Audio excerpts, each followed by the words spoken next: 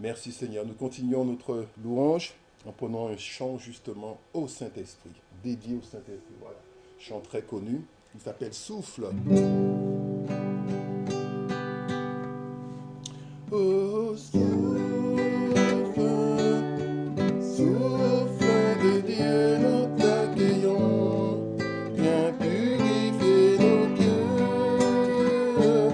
Oh, souffle, souffle de Dieu, nous t'accueillons. Viens purifier nos cœurs. Rends-nous souples devant toi. À l'écoute de ta voix, rends-nous sensibles à ton cœur. Sois le roi, sois le Seigneur. Oh, souffle, souffle de Dieu, nous t'accueillons. Viens purifier nos cœurs. Oh, souffle, souffle de Dieu, nous t'accueillons. Viens purifier nos cœurs. Quand ton peuple s'humilie, renouvelle en lui ta vie. Chasse l'orgueil et la crainte, et rends ton Église sainte. Oh, souffle, souffle de Dieu, nous t'accueillons. Viens purifier nos cœurs.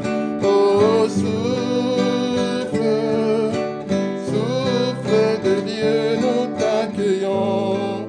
Viens purifier nos cœurs. Continue. Rends-nous souples devant toi. À l'écoute de ta voix, rends-nous sensibles à ton cœur. Sois le roi, sois le Seigneur. Oh, souffle, souffle de Dieu, nous t'accueillons. Viens purifier nos cœurs. Oh, souffle, souffle de Dieu, nous t'accueillons. Viens purifier nos cœurs. Quand ton peuple s'humilie,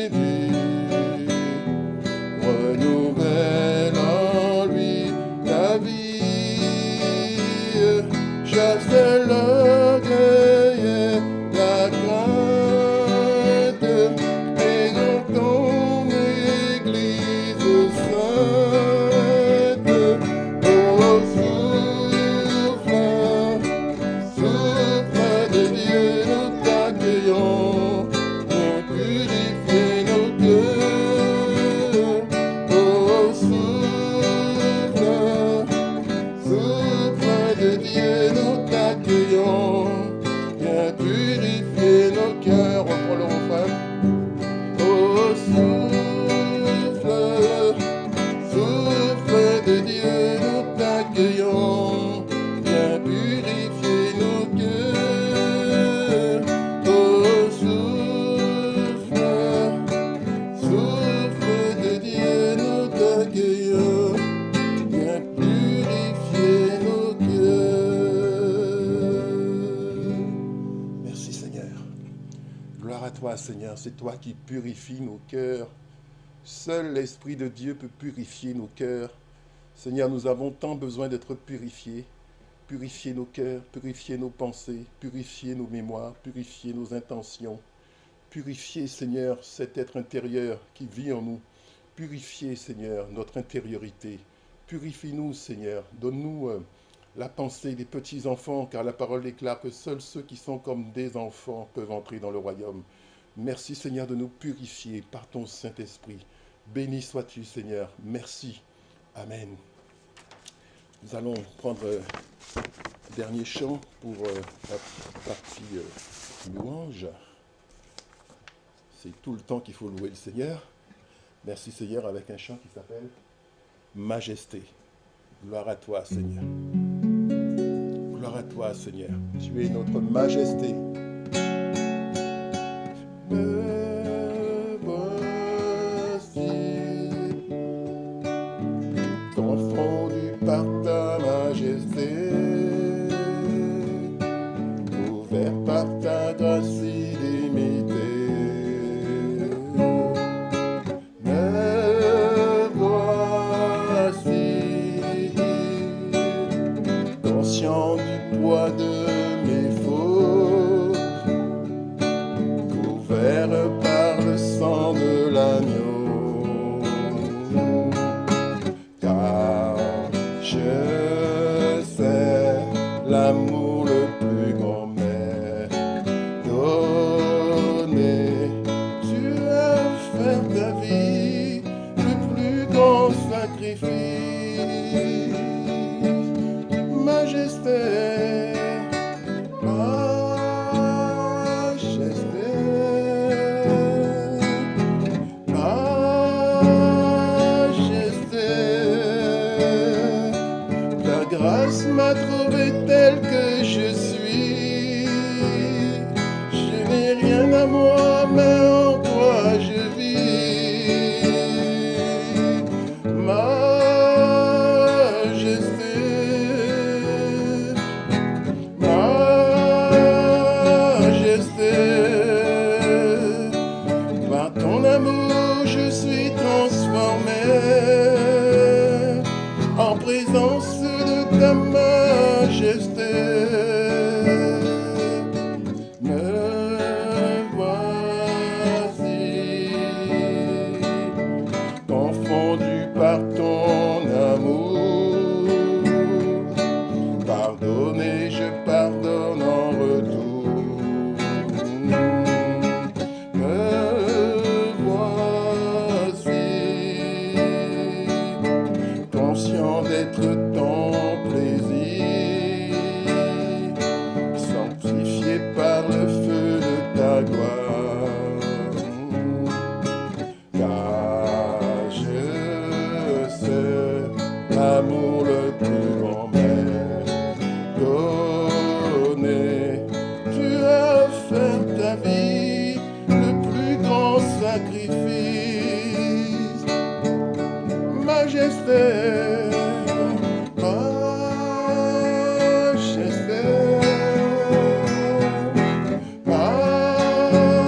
majesté. Ta grâce m'a trouvé tel que je suis. Je n'ai rien à moi, mais en toi je vis. Majesté, Jésus, majesté. Par ton amour je suis transformé en présence de ta majesté. On reprend le refrain. Majesté, majesté, ta grâce m'a trouvé tel que je suis.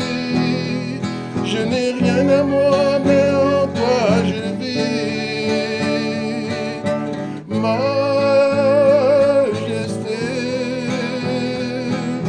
majesté, par ton amour je suis transformé en présence de ta majesté. Merci Seigneur. Gloire à Dieu. Gloire au Seigneur notre Dieu. Seigneur, c'est toi qui nous donne tout. C'est toi qui nous bénis. C'est toi, Seigneur, qui nous fait vivre. Sans toi, nous ne sommes rien.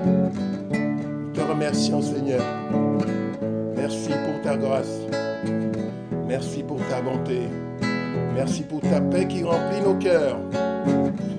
Nous avons désespérément besoin de toi, Seigneur. Merci, Père, de nous avoir donné ton Fils Jésus-Christ. Oh, Jésus, tu es la merveille de Dieu. Merci, Seigneur, de nous donner ta vie. Par ton sang, nous sommes justifiés. Nous sommes réconciliés avec le Père. Gloire à toi, Seigneur. Gloire à toi, Père. Gloire à toi, tu es notre Dieu. Oh, nous invoquons ta présence ici aujourd'hui, même si nous ne sommes pas nombreux. L'important, c'est que toi, tu sois là. Gloire à toi, Jésus. Amen. Alléluia. On reprend le refrain une dernière fois.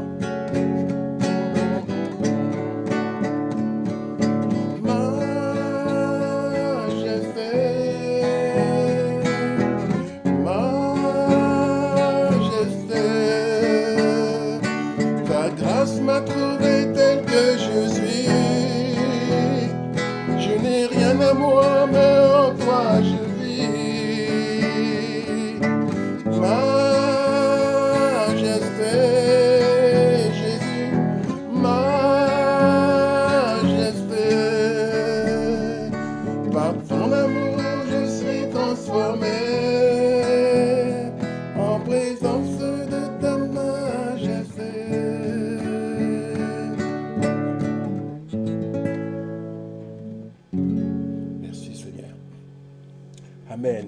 Merci Seigneur. Nous te demandons Seigneur de recevoir notre louange comme une offrande venue directement de nos cœurs désireux de t'adorer, désireux de t'élever, de te magnifier, de t'exalter, car tu es notre Dieu. D'autres hommes adorent d'autres entités, mais nous adorons Jésus-Christ de Nazareth. Nous savons Seigneur que tu es mort pour nous. Nous savons Seigneur que tu es le seul Dieu qui meurt pour ses sujets. Tu es le seul, dans aucune autre religion ça ne se fait. Tu es le seul à mourir pour ceux qui t'adorent. Merci Seigneur, tu es le seul et unique Dieu. Gloire à toi Seigneur, béni sois-tu. Amen. Amen, amen. On va continuer notre culte avec... nous allons passer au temps de la Sainte Seine. Béni soit le Seigneur notre Dieu. Merci Seigneur. Voilà. Voilà. C'est ton sang qui purifie, c'est ton sang qui donne la vie, c'est ton sang qui a coulé, Jésus, oui ton sang précieux m'a racheté, je suis plus blanc que la neige, oh Jésus, toi l'agneau immolé.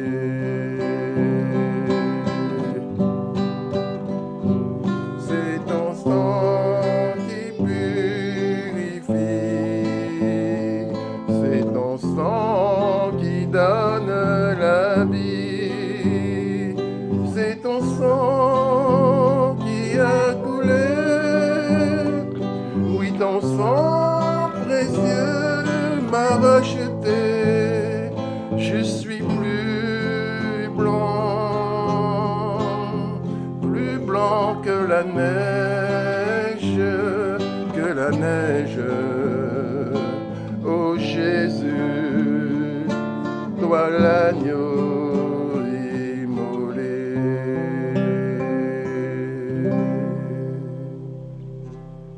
Gloire à toi, Seigneur. Merci, Père. Nous allons maintenant partager la parole de Dieu. Merci, Seigneur, notre Dieu. Gloire à toi. Seigneur, nous voulons obéir à ta parole. Tu nous demandes de prendre ce repas en ton nom et en se souvenant de ce dernier repas que tu as pris avec tes disciples. Seigneur, nous voulons obéir à ta parole. Nous voulons marcher toujours avec toi et entrer de plus en plus dans la révélation de ton sang, révélation de ton corps, qui sont nourriture et boisson pour nous.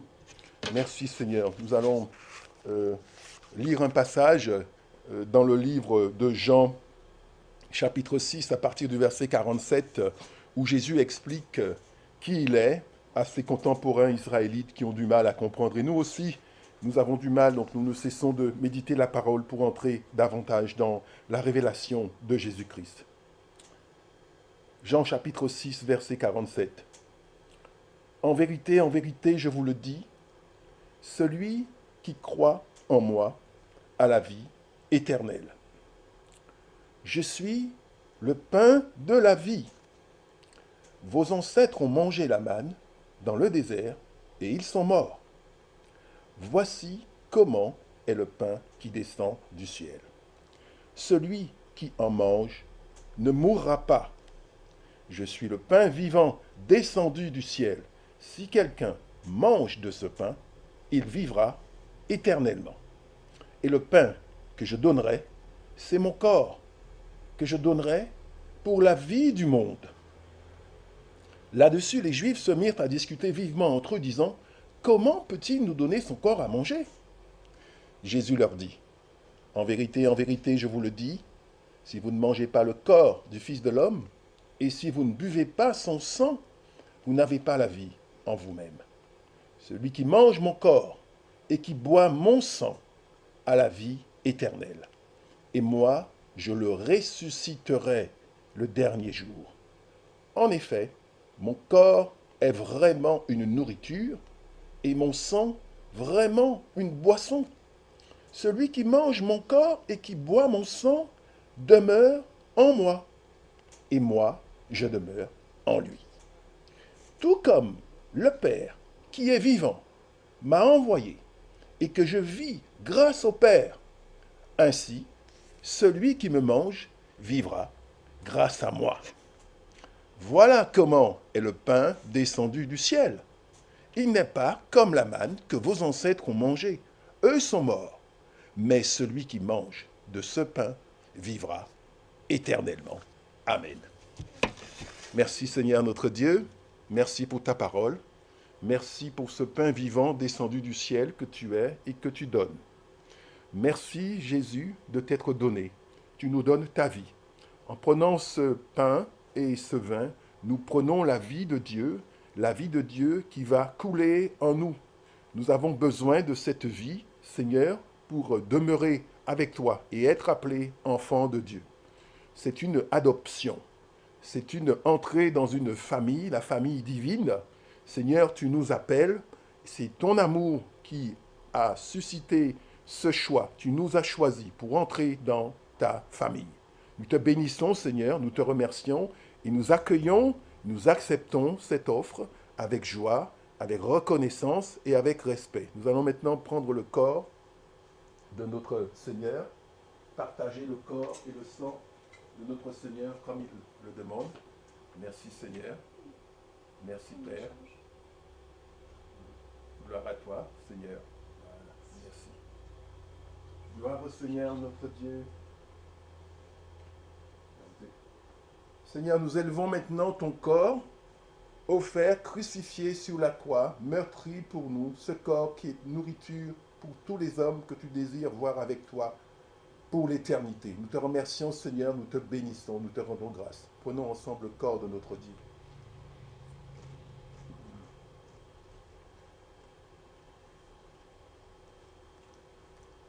Merci, Seigneur. Seigneur, nous te rendons grâce pour ce sang qui est le sang de l'alliance avec le Père, le Créateur de toutes choses, le Tout-Puissant. Seigneur, nous sommes en alliance avec le Tout-Puissant par le sang de Christ. Merci Seigneur pour cette alliance. Apprends-nous à faire jouer cette alliance, Seigneur, toujours dans nos vies, dans nos affaires de tous les jours, dans nos intercessions, dans nos prières et dans la vie de nos frères, de nos sœurs, de ceux que tu nous confies. Car tu nous confies les uns aux autres, Seigneur, et tu nous envoies vers les uns, vers les autres, car ton cœur est avec ceux qui sont perdus. Nous te remercions, Seigneur, nous te bénissons. Prenons ensemble le sang de notre Dieu. Merci Seigneur. Amen. Alléluia. Alléluia. Merci Seigneur. Comment? Oui, vas-y. Pas de souci. Voilà. On va. Tu m'avais déjà dit, il est bon ce pain, je me souviens. On va passer maintenant à l'autre. Il faut ouvrir un autre fichier en fait, hein, pour la prédication. On va faire une prédication sur le sang de Jésus. Je ne sais pas comment on fait là, comment on fait pour sortir de là. Voilà. Donc ça c'est bon. Ensuite, si je fais fichier, hop là. Alors, ouvrir.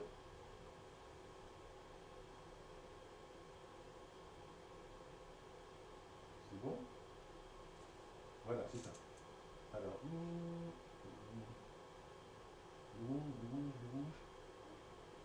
Non, ça c'est louange. Voilà, le sang de Jésus, voilà, c'est ça. Voilà.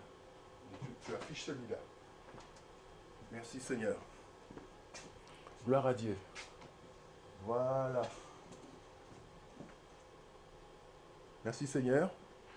Bon, on parlait un peu du sang de Jésus aujourd'hui.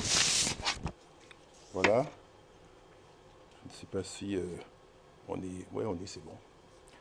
C'est bon, vous voyez bien, vous arrivez à lire, c'est pas trop petit? C'est moi, j'ai... Bon. Merci Seigneur. Voilà. Donc aujourd'hui, on va parler du sang de Jésus. On va parler du sang d'une façon générale. Qu'est-ce que le sang représente pour le Seigneur?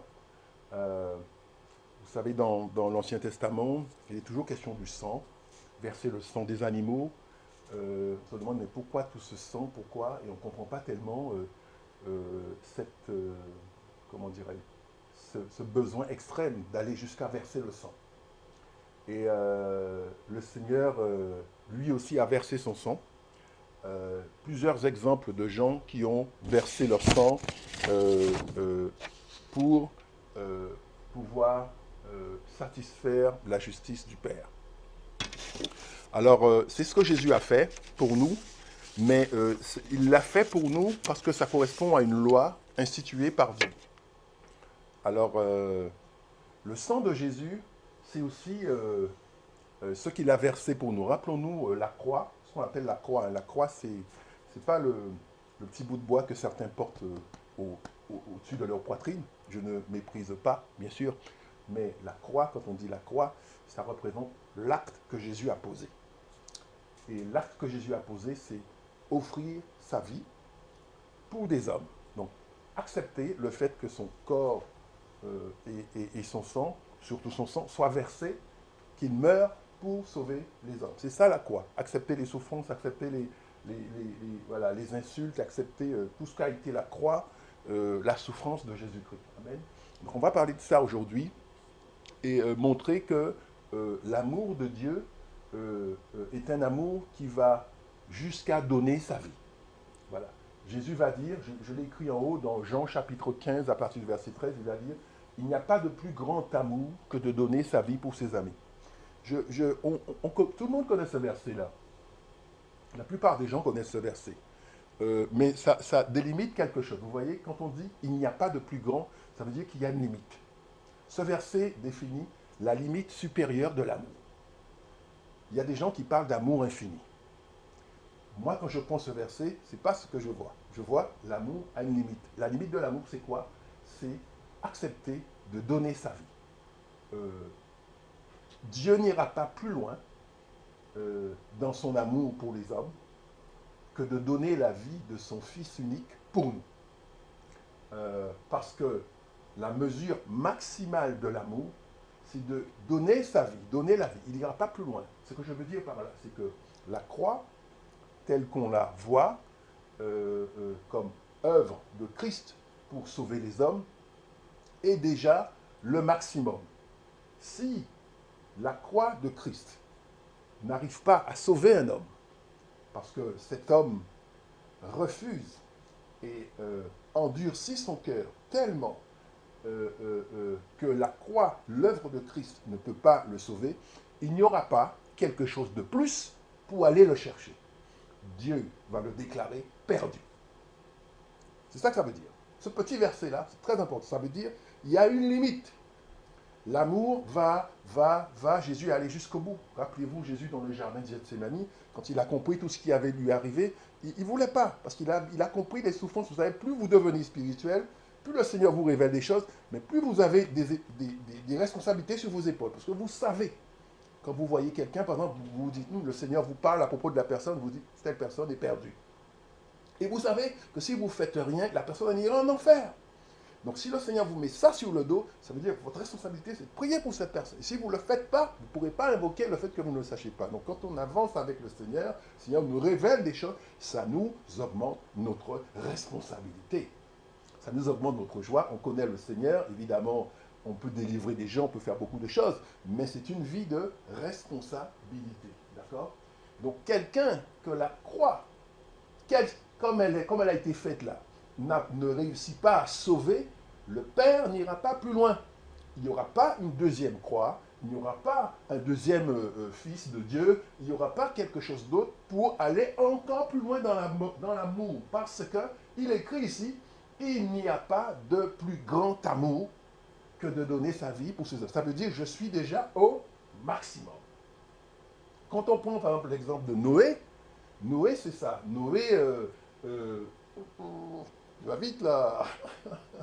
tu lis, il ne faut pas lire. C'est moi qui vais te dire quoi. C'est pas grave, laisse comme ça. Quand on prend l'exemple de Noé, Noé va dire aux gens, écoutez la parole de l'Éternel. Du temps de Noé, ça ressemble un peu au temps de la fin. Vous voyez, aujourd'hui, beaucoup de choses se passent. Hein. Beaucoup de choses se passent dans le monde où nous vivons actuellement.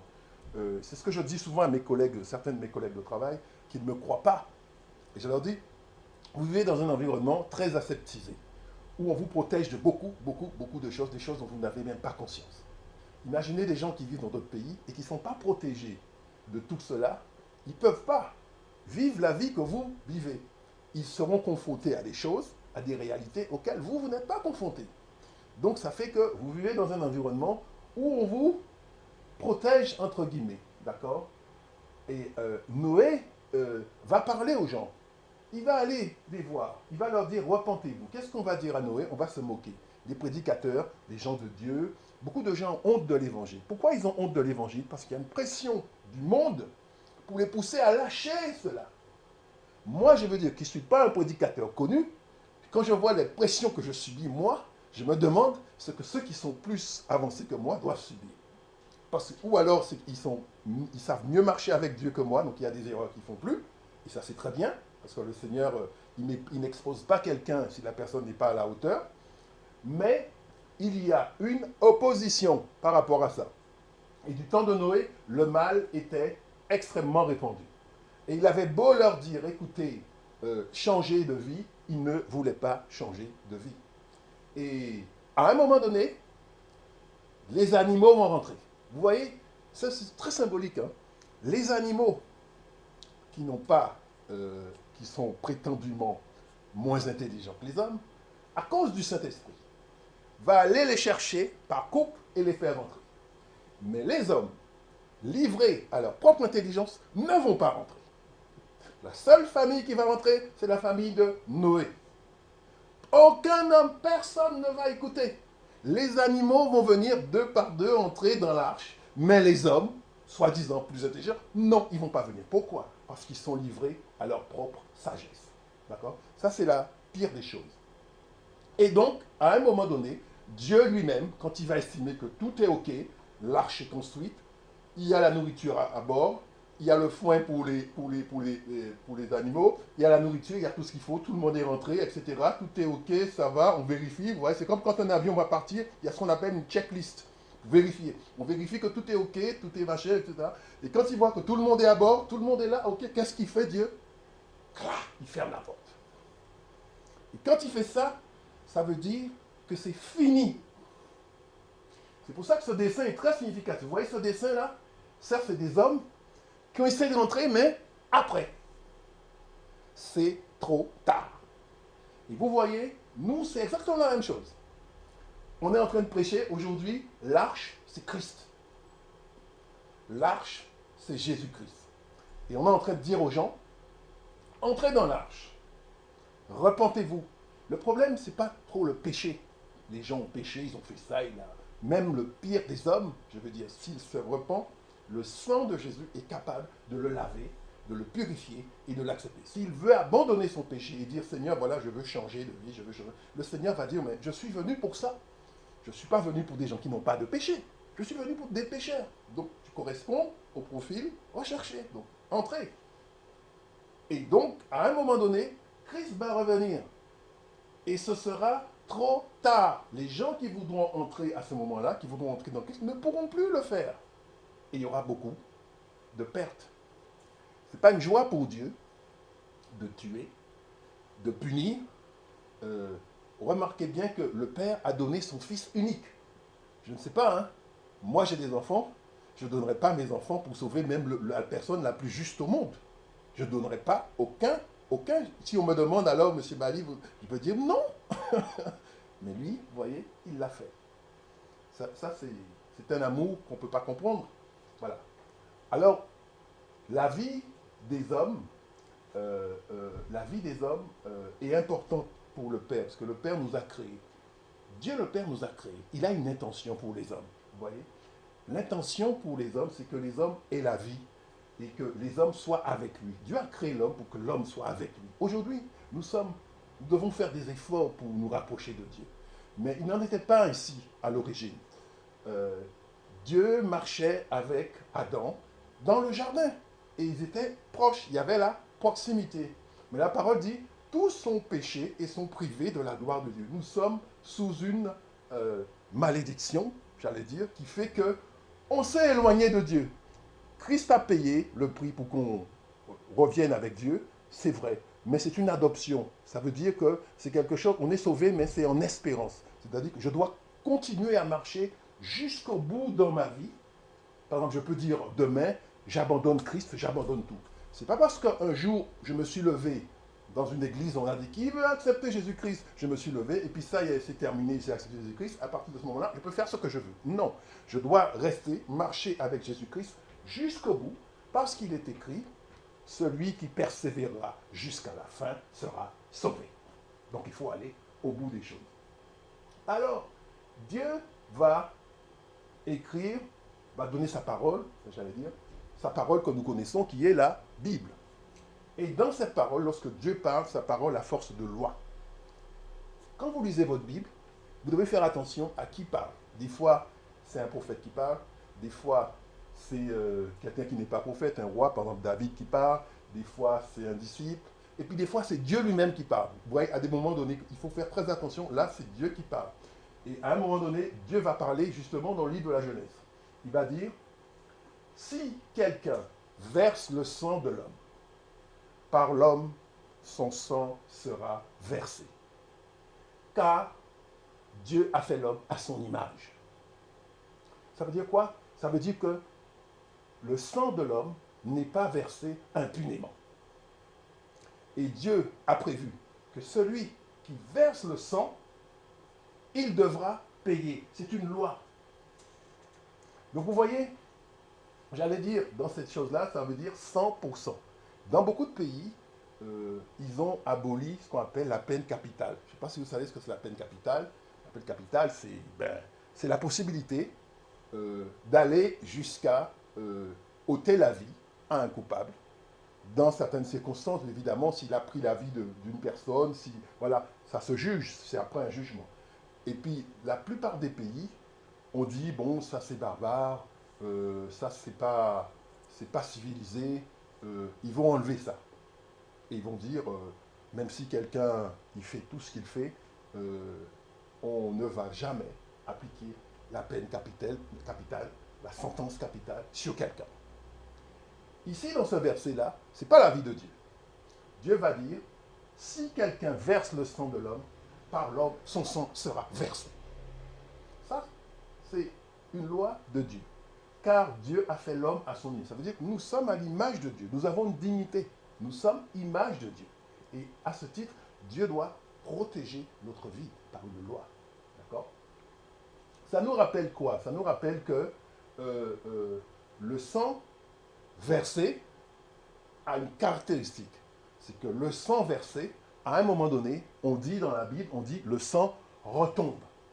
Par exemple, dans le livre de Matthieu, en bas, vous voyez, et tout le peuple répondit que son sang retombe sur nous et sur nos enfants.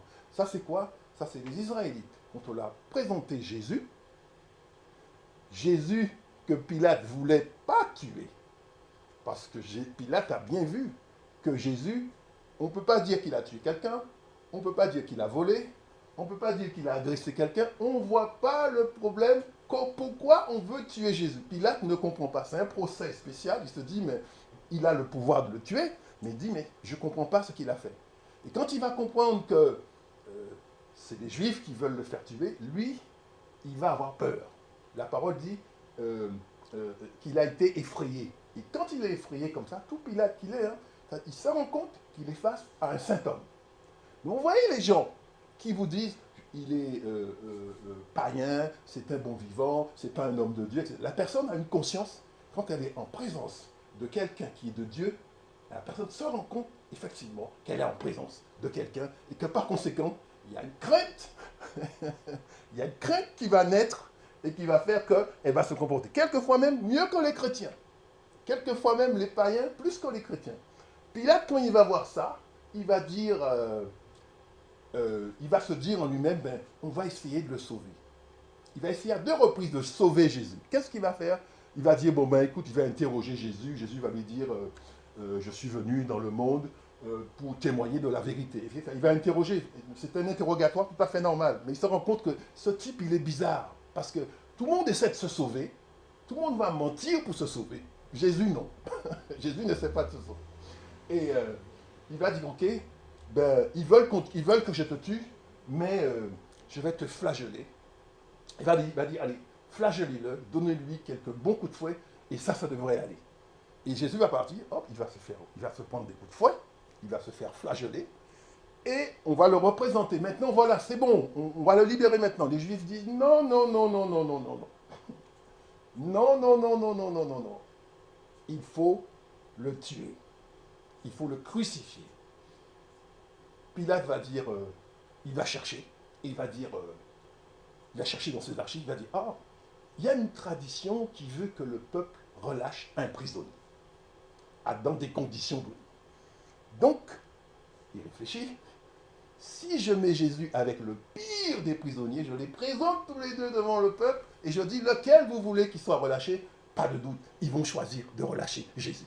Il est sûr que le peuple va choisir de relâcher Jésus. Et c'est ce qu'il fait. Il va chercher Barabbas. Barabbas, c'est quoi? Barabbas, c'est l'ennemi public numéro 1. C'est un criminel, c'est un assassin, il a tout fait, et voilà. Et c'est le pire des prisonniers qu'il a dans sa prison. Il dit, voilà, on va prendre celui-là et on va le mettre, et puis quand ils vont voir quand même Barabbas, ils vont libérer Jésus, et ils vont laisser Barabbas en prison, ou condamner Barabbas. Eh bien non, le peuple va préférer libérer le prisonnier et faire condamner Jésus. Et là, le peuple a parlé. Jésus va être condamné. Jésus donc va mourir, son sang sera versé. Mais quand Pilate va leur dire, mais moi je ne suis pas là-dedans, rappelez-vous l'épisode où il se lave les mains, tellement il ne veut pas de ça, les gens vont répondre, les Israélites, et tout le peuple répondit, que son sang retombe sur nous et sur nos enfants. Ça veut dire, nous avons affaire à des Israélites, ce n'est pas n'importe quel peuple, ils connaissent la parole. Ils connaissent les lois de Moïse. Ce que je viens de lire là dans Genèse, ils connaissent Genèse, de ce temps-là, Genèse était déjà arrivé. Ils connaissent tout ça. Ils connaissent la loi du sang, le sang qui retombe. C'est pour ça qu'il y a des conséquences. Mais malgré ça, ils vont accepter de prendre la responsabilité de verser le sang de Jésus. Bien sûr, au-delà de tout ça, on doit admettre que c'était le plan. Il fallait que Jésus meure. Si Jésus n'était pas mort pour nos péchés, nous serions responsables de nos péchés. Et c'est comme ça qu'on est sauvé. On est sauvé parce que Jésus va prendre la responsabilité de nos péchés à notre place. Et c'est lui qui va répondre de nous devant le Père.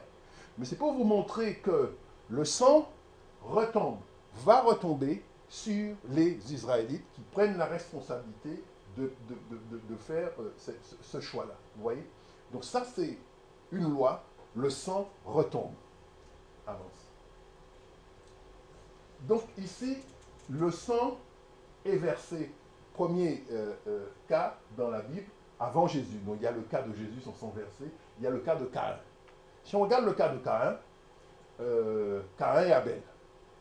Le contexte est très simple. Hein. Abel, c'est le petit frère de Caïn. Il est jaloux de son petit frère. Pourquoi? Parce que le petit frère réussit mieux que lui.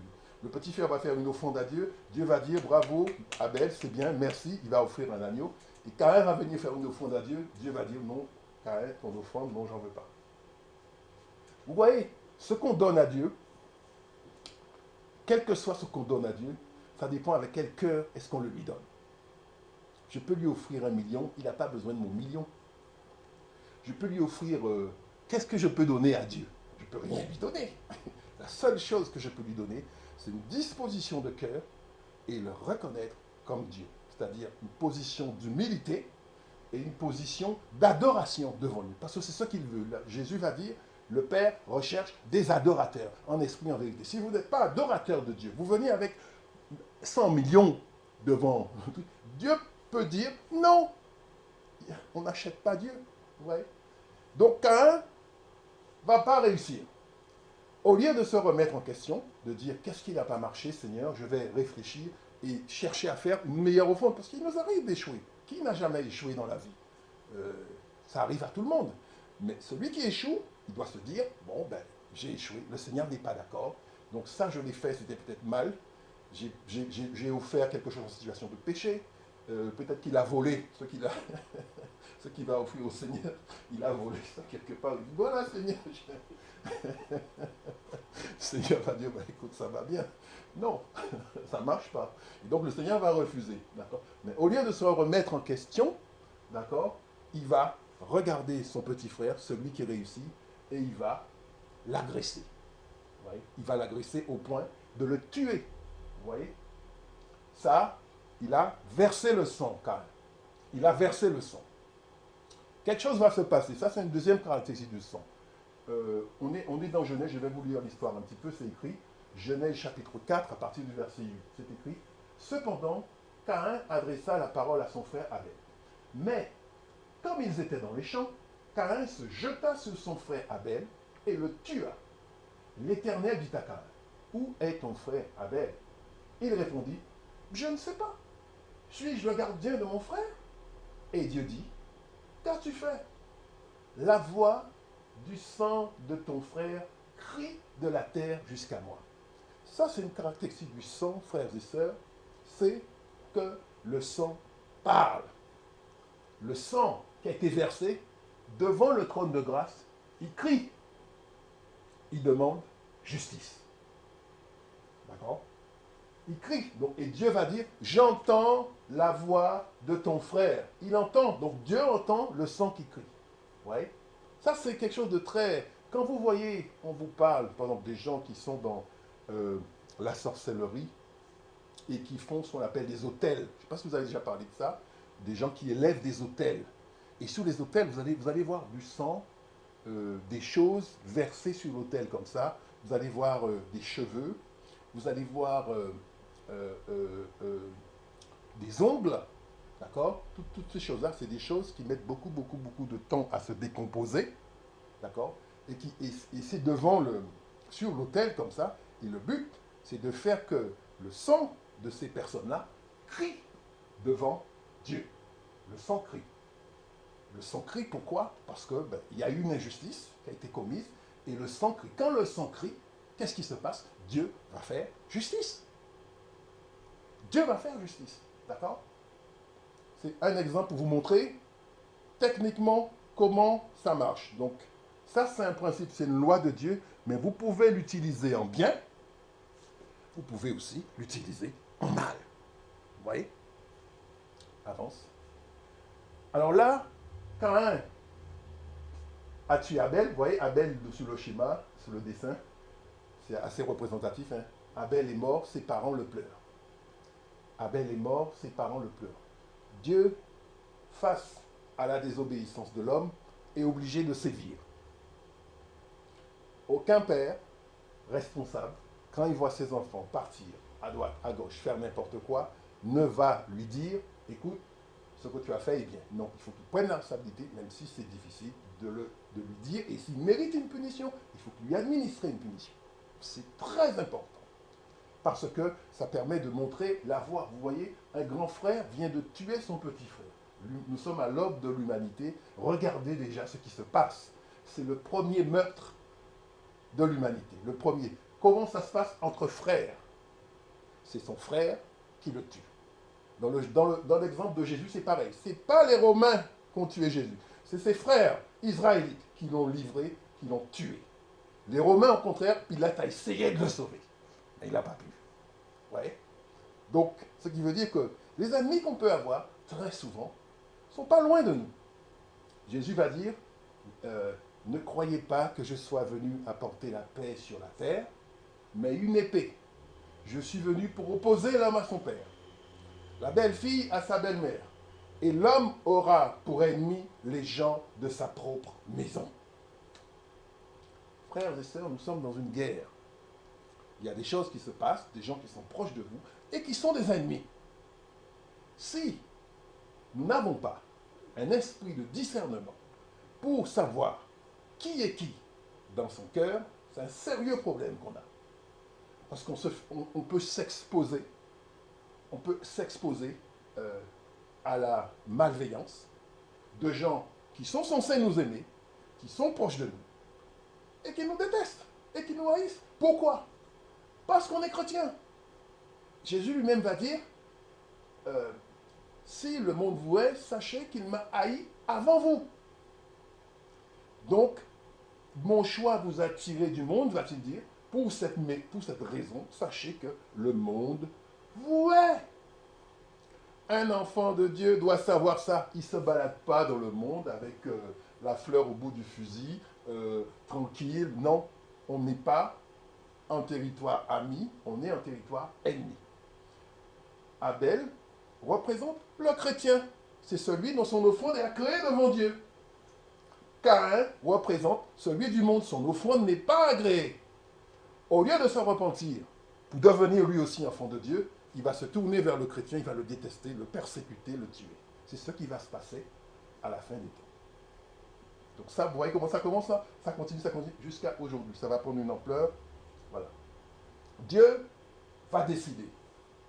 Les deux sont ses enfants. Dieu va dire à Caïn, écoute Caïn, viens ici. Je ne peux pas laisser cette faute impunie. Nous allons voir deux malédictions. Genèse 4, 11. Maintenant, tu seras maudit de la terre. Tu seras maudit de la terre, qui a ouvert sa bouche pour recevoir de ta main le sang de ton frère. Quand tu cultiveras le sol, il ne te donnera plus sa richesse et tu seras errant et vagabond sur la terre. Ça fait deux malédictions. Première malédiction, Caïn, on va lui dire, tu cultives le sol, mais le sol, la terre ne te donnera plus ses produits parce que moi, je vais maudire ton travail. Donc tu pourras travailler, tu pourras faire des efforts, tu pourras faire tout ce que tu veux, mais tu n'auras pas les résultats, les fruits, la récolte que tu attends. Pourquoi? Pas parce que la terre n'est pas féconde, mais parce que moi, je maudis et je ne permets pas que tu en sois enrichi dans ces conditions-là. Donc tu es sous le sang de ton frère qui retombe sur toi. Vous voyez? Des fois, dans les familles, vous avez des problèmes comme ça, des gens, des choses, etc. On va voir ça plus loin. Il y a ce qu'on appelle, on ne peut pas dire, parce que peut-être qu'on n'a jamais versé le sang. Mais ça ne veut pas dire que des gens qui sont du même sang que nous n'ont jamais versé le sang. J'ai un grand-père, j'ai une grand-mère, j'ai des gens qui, je ne sais pas moi, qui ont immigré. Moi, je suis guadeloupéen. Ma famille est juste à Guadeloupe. Après, j'étais en Afrique. Tout un tas de choses se sont passées. Qui sait ce qui s'est passé? Il y a eu des brassages, il y a eu des mélanges. Je ne sais pas. Donc je ne peux pas venir devant Dieu et dire, Seigneur, je suis pur, je suis innocent parce que je n'ai rien fait. Non. Parce que quand le Seigneur me regarde, il voit toute ma lignée derrière. Il voit papa, il voit maman, il voit les grands-parents, il voit tout. Et il voit toutes les choses, les actes qui ont été posés. Comme je suis du même sang, donc je suis co-responsable. Je suis co-responsable. Vous voyez? Jésus va dire aussi, il y a un autre exemple encore dans la Bible, Jésus va dire, en parlant des prophètes qui étaient tués dans l'Ancien Testament, Jésus va leur dire, vous tuez tous les prophètes qu'on vous envoie. Parce qu'il y a eu des discussions, c'est pour ça que j'aime bien les discussions entre Jésus et les Israélites. Les Israélites pensent qu'ils maîtrisent la loi, ils connaissent la loi.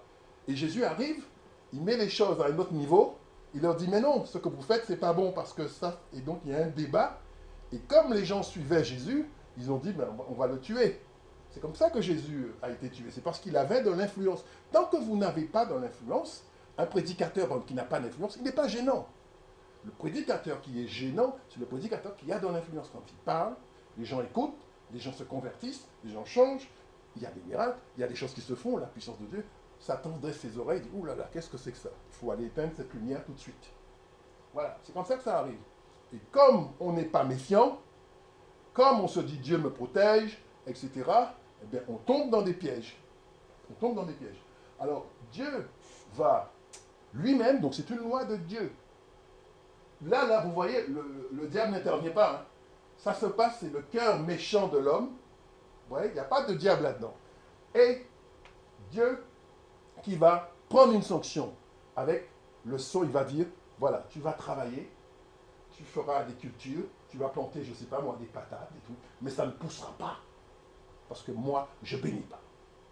Ça, c'est la première. Donc, il maudit la terre. Tu seras maudit la terre. Ensuite, deuxième malédiction, tu seras errant et vagabond. C'est à la fin du verset. Errant et vagabond. Ça veut dire quoi? Ça veut dire l'instabilité. Tu vas commencer quelque chose, tu vas arriver à la moitié, aux trois quarts, et puis après, ça va avancer. Après, tu vas arrêter, tu vas aller commencer ailleurs, et puis après, tu vas recommencer, et puis boum, ça va s'arrêter. Et voilà, tu n'aboutis pas, rien n'est stable, tu es instable. Vous avez des gens comme ça, par exemple, je prends un exemple de mariage. Vous avez des gens, ils divorcent une fois. Avec ma femme, oh, ça n'allait pas. Ou avec mon mari, ça n'allait pas. Hop, qu'est-ce qu'il fait? Il va se mettre avec quelqu'un d'autre. 2 ans après, il se retrouve face au même problème. Bon, ça ne va pas, etc. Qu'est-ce qu'il fait? Hop, il se met. 3e personne. 4e personne. 5e. Il y a des gens comme ça qui sont. Il y en avait un mémorable en France qui s'appelait Eddie Barclay. Je ne sais pas si vous. Je sais pas, il s'est marié peut-être 8 fois, ce gars-là. Oui, oui. Ah oui, oui, il s'est marié 8 fois. Donc, au bout d'un moment, il faut se poser la question et se dire, dans ma vie, il y a quelque chose qui ne va pas. Et arrêter, dire ce que je pense là, c'est pas ça. La pensée que j'ai sur ma vie, c'est pas la bonne. Sinon, j'aurais déjà réglé le problème. Si je passe de femme en femme, ou si je passe d'homme en homme, alors que ce n'est pas ma volonté, je veux me stabiliser, je n'arrive pas à me stabiliser, c'est qu'il y a un problème quelque part que je ne vois pas. J'ai donc besoin de révélation. Vous voyez? Et peu, ils sont peu les gens à faire ça. Peu. Voilà. Vas-y. Le sang retombe. Ça, c'est un exemple de sang qui retombe. Comment le sang retombe? Qu'est-ce qu'on peut avoir comme problème suite à un sang qui retombe, suite à un sang qui crie contre nous? D'accord? Il y a un épisode dans le livre de Samuel où un crime va être commis. Il y a Abner qui est un général israélite, le général israélite du temps où David a tué Goliath. Le général israélite, responsable de l'armée israélienne, s'appelait Abner. Et puis après, David devient roi.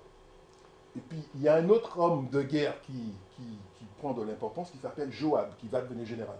Et ils vont avoir un conflit entre eux, Abner et Joab. Et Joab va tuer Abner. Joab va tuer Abner. Et David, qui est roi, va l'apprendre. Il va dire, oh, tu as tué Abner. Et David va maudire. Écoutez bien ce que David va dire. Que ce sang retombe sur Joab et sur toute la maison de son père. Qu'il y ait toujours quelqu'un dans la maison de Joab qui soit atteint d'un flux ou de la lèpre, ou qui s'appuie sur un bâton, ou qui tombe par l'épée, ou qui manque de pain. Ça, c'est les conséquences possibles du sang versé. Le sang versé, et ça ne concerne pas que la personne qui a commis le mal, ça concerne tous ceux de sa maison. Donc je peux avoir quelqu'un qui est du même sang que moi, un frère qui est dans un autre pays, qui a fait quelque chose, ou mon oncle qui a fait quelque chose, je ne sais pas, il voulait réussir dans la vie, il a tué, il a fait ceci. Un sang crie, mais le sang crie contre son sang. Je suis concerné, quel que soit l'endroit où je me trouve sur le globe, sur la terre, je suis concerné.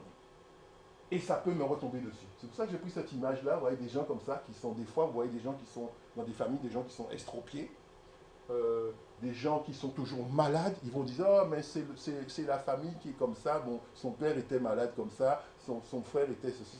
Non, c'est parce qu'il y a un sang qui crie, ça peut être un diagnostic, un sang qui crie contre cette famille-là.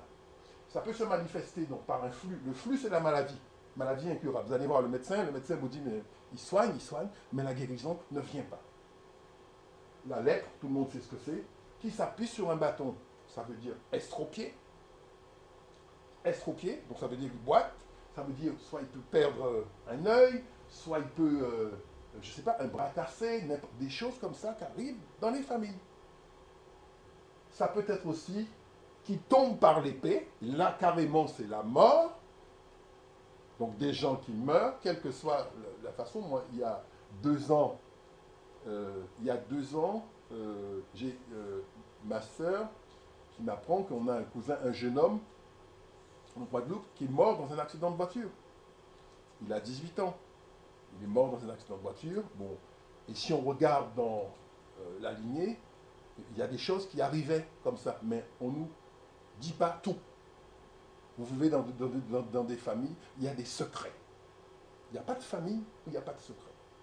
Et les plus anciens, quand ils vous voient arriver, ils vous voient toujours comme un enfant. Moi, j'ai 54 ans. Mais ceux qui ont 70 ans, ou mon père a 80, ils te voient toujours comme un gamin. Mais non, tu n'es plus un gamin, mais tu es toujours un gamin pour lui. Et tu ne vas jamais être une personne avec qui il va parler comme ça. Pourquoi je dis ça? Parce qu'à mesure que j'avance avec le Seigneur, je comprends ce qui se passe. Je me dis, ah, la mort d'un tel, c'était ça. La mort d'un tel, c'était ça. La mort du jeune homme, c'était ça. Ceci, cela, c'était ça. Les divorces, les séparations, c'est ça, etc. Je commence à remettre le puzzle en place et prier pour que cela s'arrête. Parce que le chrétien, et on va parler tout à l'heure, le chrétien, il n'est pas comme les autres. Si vous êtes chrétien et que tout se passe pour vous comme pour tout le monde, c'est qu'il y a un problème. Vous êtes chrétien, vous êtes à part. Vous disposez d'une puissance à part qui est le sang de Jésus-Christ.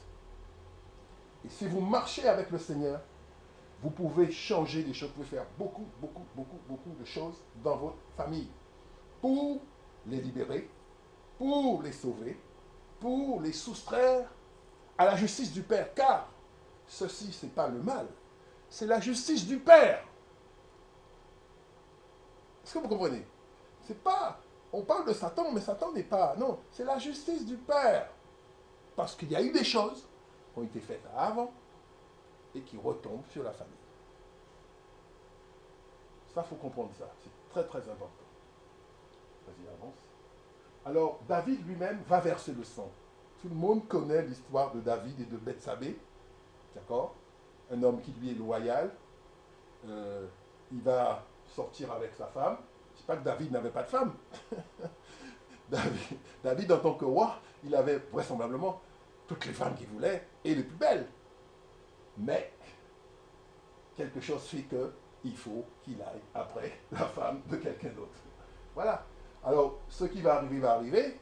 La femme va tomber enceinte et il va essayer déjà de tromper le mari en le faisant boire. Il va l'inviter, le faire boire, etc. En se disant, allez, vas-y, maintenant va avec ta femme. En espérant que ça va se passer comme ça et qu'on finira par lui faire croire qu'il est le père de l'enfant. Patatrac, Uri est intègre. Il s'appelle Uri, le monsieur.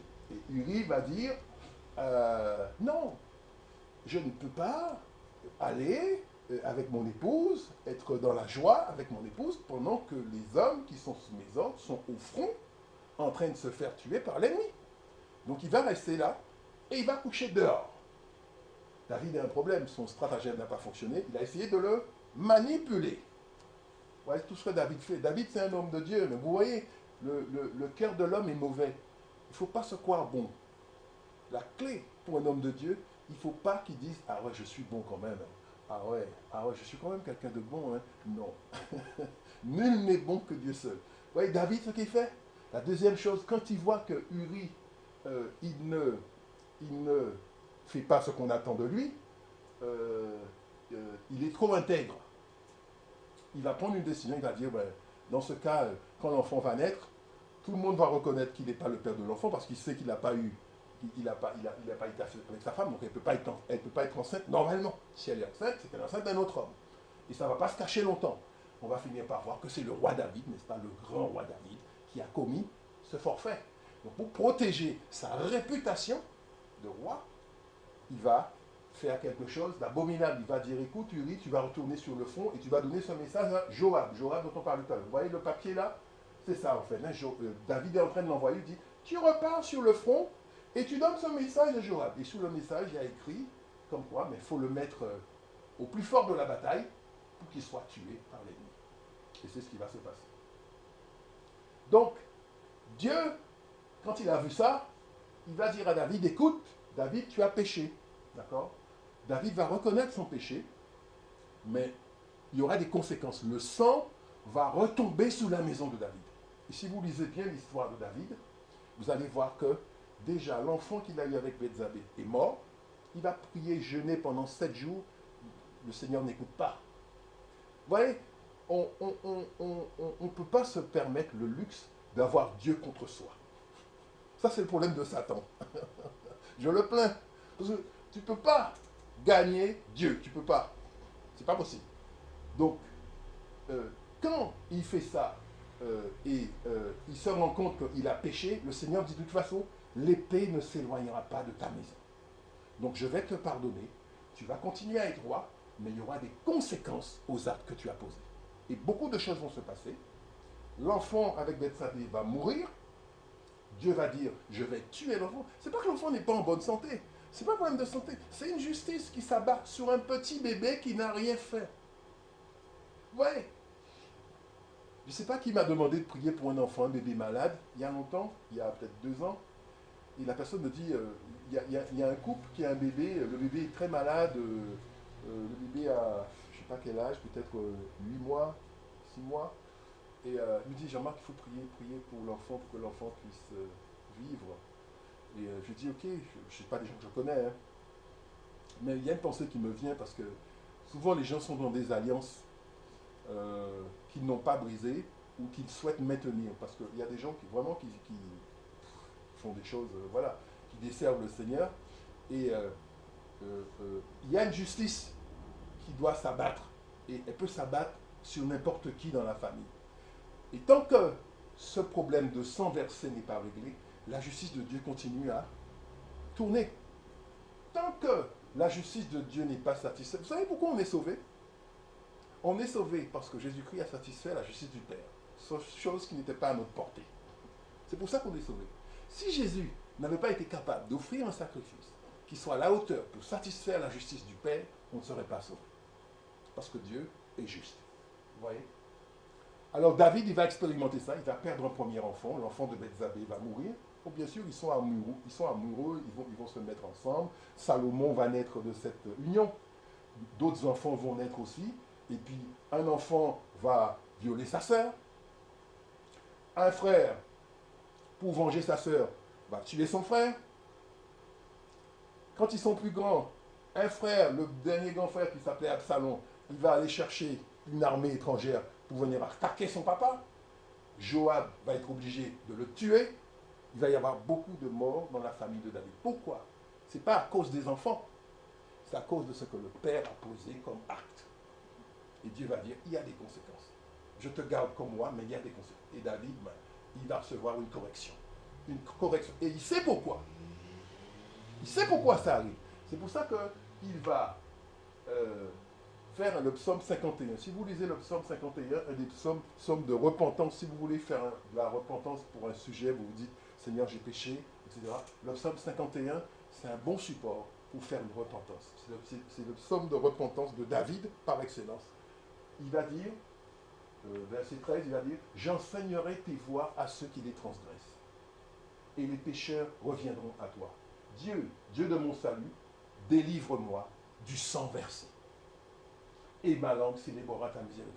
Délivre-moi du sang versé. Ça veut dire, je sais que c'est parce que j'ai versé le sang que je dis ça. Délivre-moi du sang versé. Et nous sommes tous dans ce cas-là. Nous étions tous ceux qui n'ont pas accepté Jésus-Christ, délivre-moi du sang versé. D'accord? Voilà, j'espère que vous comprenez un peu ce que je veux dire. Dernier slide, être pardonné.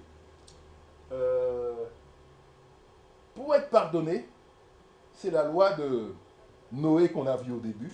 Il faut qu'un sang soit versé. D'accord? Hébreux 9, 22. Et presque tout, d'après la loi, est purifié avec du sang. Et sans effusion de sang, il n'y a pas de pardon. Vous voyez, les standards de Dieu sont très élevés. C'est pour ça que, en vérité, comme disait Jésus, personne n'a respecté la loi. La seule personne qui a respecté la loi, c'est Jésus-Christ. Personne n'est sauvé par la loi. Parce que sans effusion de sang, il n'y a pas de pardon. C'est pour ça qu'il fallait que Jésus paye pour nous et que son sang coule. Ceux qui vont accepter ça, c'est le sang de Jésus qui va arrêter la justice du Père sur nous. Mais celui qui n'a pas le sang de Jésus, il ne peut pas arrêter la justice du Père sur nous. Vous voyez? C'est très important. Donc c'est comme ça qu'on est pardonné, par le sang de Jésus-Christ. Alors le sang de Jésus-Christ, c'est un sang qui a beaucoup de vertus. On verra ça la prochaine fois. On ne va pas aller trop loin aujourd'hui. Mais le sang de Jésus-Christ, c'est un sang qui a beaucoup de vertus et qu'il faut invoquer. Parce que le sang, justement, le rôle du sang, la parole dit que le sang, c'est le sang qui nous réconcilie avec le Père. Pour qu'on soit réconcilié avec Dieu le Père, il faut le sang de Jésus-Christ. Ce n'est pas nos bonnes actions, ce n'est pas nos prières, ce n'est pas nos jeûnes. Rien d'autre que le sang de Jésus ne peut nous réconcilier avec le Père. Ici, ceux qui refusent Jésus, il y a une religion, notamment la religion islamique, qui dit « Dieu n'a pas de fils ». C'est ça qu'ils disent. Dieu n'a pas de fils. Mais quand vous faites ça, vous fermez la porte. C'est-à-dire que pas de fils, pas de sang de Jésus. Donc pas de salut. Donc ils pensent que c'est en faisant des prières tous les jours, matin, midi et soir, qu'il va être sauvé. Il se trompe. Il n'a pas la capacité d'être sauvé par des œuvres. Il faut qu'il soit sauvé par les mérites d'un autre de Jésus-Christ. Et ça, c'est la révélation qu'ils ont besoin. Amen. Voilà ce que je voulais vous dire sur le sang aujourd'hui. J'espère que vous avez à peu près compris. Et on va en parler, donc les vertus du sang, comment le sang de Jésus agit. Je pense que les chrétiens d'aujourd'hui doivent apprendre à se servir de ce que Jésus a fait. D'accord? Dans nos prières, invoquer ce que Jésus a. Parce que Jésus a déjà tout fait. Quand Jésus mourait sur la croix, il a dit, tout est accompli. Donc ça veut dire, c'est à moi maintenant d'aller prendre ça. Mais pour que j'aille prendre ça, il faut que j'ai conscience que j'ai ça là. Si je n'ai pas conscience que j'ai ça, comme quelqu'un qui est riche à la banque et qui vit dans la misère, dans la pauvreté, il a, je ne sais pas moi, 100 000 euros sur son compte, mais il ne le sait pas. Il ne sait pas qu'il a 100 000 euros sur son compte. Donc il est là, il vit, il mange des petites grains de riz, il dit « Oh merci Seigneur, j'ai un crouton de pain aujourd'hui, oh voilà. » Mais non, c'est parce qu'il n'a pas l'information, la révélation. Connaître Christ, c'est très important. Christ, c'est celui qui est premier en toutes choses. Il n'y a rien qui dépasse Christ. Ça, c'est la volonté du Père. Rien ne dépasse, n'est au-dessus de Jésus-Christ. Donc je dois pouvoir, moi, quand je suis enfant de Dieu et que je marche avec le Seigneur, il ne faut pas que je sois dans le péché naturellement, il ne faut pas que je sois dans un péché délibéré, mais il faut que je marche avec Christ. Et quand je marche avec Christ, je parle de mon problème à Christ. Et Christ, il est au-dessus. Il peut décider, par exemple, j'ai un directeur à mon travail qui me mène la vie dure, je prie, Dieu va faire que, hop, le directeur, il est viré, quelqu'un d'autre vient à la place, quelqu'un qui va me favoriser. 2 mois après, j'ai une promotion. Christ peut faire ça. Mais si je ne sais pas ça, je reste là, je prends des coups, je fuis, au lieu d'être victorieux, je fuis la situation. Non, je ne fuis pas les circonstances, je reste debout au milieu des circonstances et je regarde la puissance de Dieu se manifester. C'est comme Jésus debout sur le bateau, quand il voit la tempête, il parle à la tempête et la tempête s'arrête. Et il est étonné de leur monde. Je veux chanter un chant d'amour pour mon Sauveur, pour toi Jésus. Merci pour ce que tu as fait. précieux, Jésus mon sauveur. Je veux chanter un chant d'amour pour mon sauveur, pour toi Jésus. Merci pour ce que tu as fait, tu es si précieux, Jésus mon sauveur. Je suis heureux, tu m'as donné ton nom. Je ne veux pas être ailleurs que dans tes bras d'amour, dans tes bras d'amour, tout près de toi, contre ton cœur, dans tes bras d'amour.